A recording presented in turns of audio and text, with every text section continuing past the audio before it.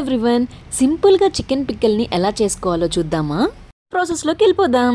ముందుగా మసాలా పొడిని ప్రిపేర్ చేసుకుందాము. 2 స్పూన్స్ ధనియాలు, 1 స్పూన్ జీలకర్ర, 1 స్పూన్ ఆవాలు, 1 దాల్చిన చెక్క, 2 లవంగాలు, 1/2 స్పూన్ మెంతులు, 4 ఎండిమిరపకాయలను వేసి పౌడర్గా చేసి పక్కన పెట్టేసుకుందాము.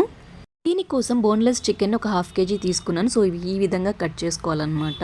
ఇప్పుడు ఒక పాన్ తీసుకొని అందులో చికెన్ వేసుకొని కొంచెం సాల్ట్, కొంచెం పసుపు వేసి చికెన్లో నుంచి వాటర్ కంప్లీట్గా ఇనికేంత వరకు కలుపుకొని ఫ్రై చేసుకోవాలన్నమాట.